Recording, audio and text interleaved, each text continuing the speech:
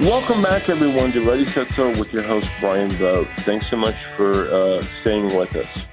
As you heard the mayor of O'Fallon talking about the fantastic things that's going on in his city, and I'm truly always amazed by what I learned from the mayors. What I want to come back to is we mentioned in the start of the show about the three things to look for when you make contact with the agent. And it goes back to, as I said earlier, is how you do anything is how you do everything. And we talked about in the first segment, just to kind of recap, we talked about the importance of is if you're calling that agent, how do they respond back to you? Again, there's nothing wrong with texting. I like texting too, but sometimes it's nice to hear a voice. One of the things that, to kind of highlight that a little bit more, talking to a seller, that one of the frustrations they had was they hired the agent, and every time they left a message, they responded back.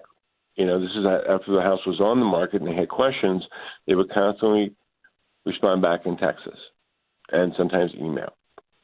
Again, it's not a bad thing, but the seller got to be very, very frustrated. In fact, would kind of leave angry messages saying, "Hey, I want to talk to someone. I want to talk to a live being." And quite frankly, this is becoming more and more common amongst agents. I'm not saying it's a good thing or bad thing. Maybe that's exactly what you want. But to hear a friendly voice and hearing some communications is usually pretty big on most sellers' plate when they're selling their biggest asset. So that's really important for most sellers. And if that's how they're communicating now, we also talked about that's how they're going to communicate from here on out. Also, how fast do they need to respond back? How important that is, too, to most sellers. Again, we literally carry our businesses on our phones, our smartphones, whether that's email, whether that is a text. Maybe you shoot a text out to them, or maybe it's by phone. Either way, do you have that quick response? Are they happy to talk with you? Are they too busy? Again, we had a situation where a seller, contacted in the morning, and 6 o'clock that night, they finally got back to them. And they were kind of frustrated because they thought, well, if you are really that busy, how much time are you going to have for me? So do they have a situation where they can block out some time and they can talk to you and answer any questions that you have? The second thing that you want to be looking at is, and this may sound a little crazy, but I've heard many sellers complain about this. When they come for the appointment, do they come up on time? I mean, do they show up on time? Look, sometimes trains actually do happen, okay? You can get stuck by a train. Many times, traffic can be a little congested. However, it seems that some agents always catch that train and always catch that traffic jam, and sometimes that can be very frustrating, especially when you're the seller. What sellers have talked to us is kind of disrespect. They blocked out time. They want to hear the information. They think the least thing that someone can do is to show up on time, or at the very least call and explain what's going on. Again, not having that type of respect sometimes can lead to, if they can't make it on time to the appointment, what other things can't they get on time? Can they put your house on the market in a timely manner? Can they get the information out there in a timely manner? Or is it always just a little bit later? Maybe you get the house on the market, but they don't put the pictures on until the next day. It does happen on occasions. So, just to be aware of that type of situation, kind of common sense, common courtesy. And the third thing is they come to the door, does it look like they just ran the marathon? I mean, out of breath, kind of disorganized, don't know what's going on, not sure where they're at. They're kind of looking at their time. It kind of says to most sellers that we've talked to is there's not a lot of prep time. They appreciate sometimes agents can be busy, but let's face it, this is your biggest asset.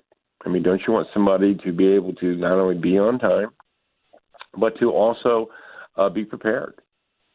And that kind of goes back onto the third thing, that, being on time, also not running like your hair's on fire up to the door, but also being prepared. Do, when they meet with you, have that air of confidence. And that's really important. There's that third sense, or that sixth sense, I should say, that many times sellers have, that they wish they would have gone with, but they didn't. That the agent came in and had literally seemed like nothing going on with the house. They wasn't even sure what the house had, bedrooms, bathroom. They'd done no preliminary work in advance. And it was just catch as catch can. That the seller was having to explain to the agent what their house had, bedrooms, bathrooms, square footage, and it was kind of frustrating. If you don't know, this information is readily available either online that agents can get in the Metro East, or, quite frankly, having a brief conversation before you meet with the agent, them asking you questions about what your house has, basements, garages, just information they're going to need to know to be able to better serve you. So those are three things that seem to be, I say, common sense, but not always fall into play. And the people that have done that and people have used those agents, it doesn't mean they don't have success, but sometimes they get very, very frustrated. Had one example that I was actually amazed by. I heard a seller talking about that the only time that they spoke to their agent, the day that they met them, that was the last communications they had verbally for 6 months. The house didn't sell. And the seller was just livid, constantly emailing and calling, and the agent was constantly texting back and emailing back, but never picking up the phone. Now, that's a rare situation. I don't want to say that's every agent by any means, but they kind of give you a flavor of communications is really the core that most sellers want. They want to know that their agent is communicating with them. A good sign to say how you started off with, how they're communicating from the very beginning is usually their method, and making sure that you as a seller, the agent's aware that how you want to communicate. So with that said, those are some things to look at. I hope that was helpful. I think it was hopefully some good information you can use when selecting your realtor. Hey, I always want to talk about the book, ReadySetSold.org, not .com. Go to ReadySetSold.org, not .com. Get the book. It's absolutely free. No strings attached. With that said, we're going to be doing the tip of the week. Please stay tuned. You don't want to miss it.